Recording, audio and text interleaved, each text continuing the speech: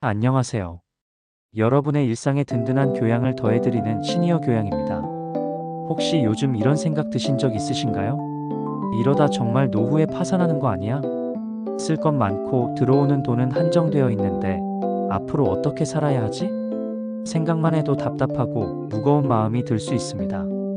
하지만 이 주제는 더 이상 피할 수 있는 문제가 아닙니다. 은퇴 후 소득이 줄고 병원비나 생활비는 꾸준히 드는 시니어들에게 노후 파산이라는 말은 현실적인 공포로 다가오고 있습니다. 실제로 통계청 자료에 따르면 우리나라 65세 이상 노인 중 절반 이상이 상대적 빈곤 상태에 있다고 합니다. 즉, 은퇴한 사람 둘 중 하나는 중산층 이하의 삶을 살고 있는 셈이죠. 그런데 아이러니하게도 이런 상황에서도 실질적으로 받을 수 있는 도움을 모르고 있는 분들도 참 많습니다. 정보 부족, 복잡한 절차, 혹은 내가 그런 걸 받으면 안 될 것 같아 하는 심리적 거리감 때문에 말이죠.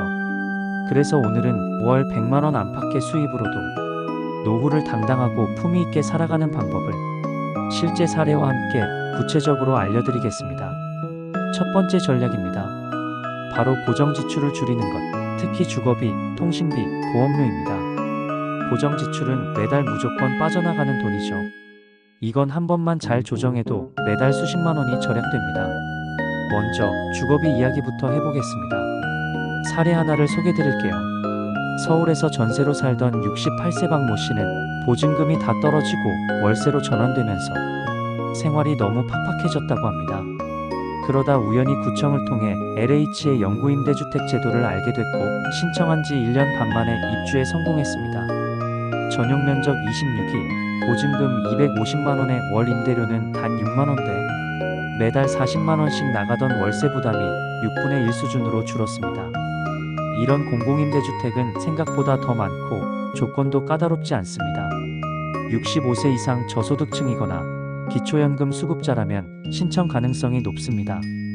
LH공사 홈페이지나 주민센터 복지담당 공무원에게 문의하시면 가장 빠르고 정확하게 안내받을 수 있습니다. 두 번째는 통신비입니다. 정말 많은 어르신들이 데이터도 거의 안 쓰시는데 6만 원 넘는 요금제를 쓰고 계시더라고요. 한 번만 바꾸면 되는데도 바꾸는 게 괜히 번거롭고 어렵게 느껴지기 때문이죠. 그럴 때는 알뜰폰 전환지원센터를 이용해 보세요.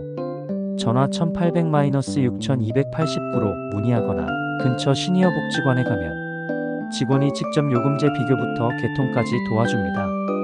월 2만 원 이하로도 충분한 요금제가 많고 같은 통신망을 쓰니 품질 차이도 없습니다. 보험료도 꼭 점검해 보셔야 합니다. 20년 전에 들었던 보험이 지금은 중복되고 실효되었는데도 자동이체가 계속되는 경우도 적지 않습니다. 내 보험 다 보여 서비스에 들어가면 본인 명의의 보험이 모두 조회됩니다. 이 사이트는 금융감독원이 운영하니 믿고 사용하셔도 됩니다. 두 번째 전략은 식비 절감 하지만 건강을 해치지 않고입니다. 노후에 가장 무서운 건 병원비인데 그 병원비의 대부분은 나쁜 식습관과 운동 부족에서 비롯됩니다. 경기도 수원에 사는 72세 김모 할머니는 딸이 사준 식단 다이어리를 보고 일주일치 반찬 계획을 세운 뒤 냉장고를 한 번에 채워두는 방식으로 바꿨습니다. 매일 시장을 가던 시절보다 장 보는 비용이 30% 줄었고 남는 재료도 거의 없어졌다고 합니다. 또한 콩, 두부, 계란, 시금치, 미역처럼 가격은 싸지만 영양이 풍부한 재료들을 꾸준히 활용하면서 몸이 더 가벼워졌다고 하시더라고요. 또 하나 꼭 소개드리고 싶은 게 노인 맞춤 돌봄 서비스와 도시락 배달 사업입니다.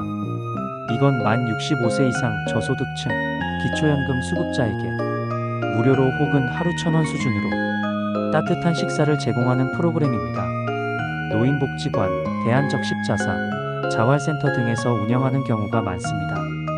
내가 사는 지역명 노인 도시락으로 검색하거나 보건복지상담센터 129번으로 전화하면 바로 신청 안내를 받을 수 있습니다. 세 번째는 정부 지자체에서 제공하는 금전적 지원을 꼼꼼히 다 받는 것입니다. 대표적인 게 기초연금이죠. 2025년 기준으로 소득 하위 70% 이내 어르신은 월 최대 40만 1,000원까지 기초연금을 받을 수 있습니다. 하지만 아직도 나는 받을 수 없을 거야 하고 포기하시는 분들 너무 많습니다. 기초연금은 집이 있어도 조금의 연금이 있어도 받을 수 있습니다. 조건이 안 맞아도 신청은 해보시는 게 좋습니다. 모든 계산은 국민연금공단에서 해주기 때문에 가까운 지사에 신분증만 들고 가셔도 상담이 가능합니다. 또한 노인 일자리 사업도 있습니다. 많은 분들이 이제 내 나이에 무슨 일자리야 하시지만 이건 정규직이 아닌 건강유지와 용돈벌이를 겸한 활동에 가깝습니다. 예를 들어 초등학교 앞 교통지도, 공원 쓰레기 줍기, 행정센터 안내 도우미 등이 있습니다.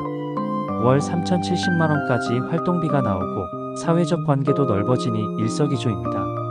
이건 시니어 클럽이나 노인복지관에서 운영하니 근처에 해당 기관이 있는지 꼭 알아보시길 권합니다.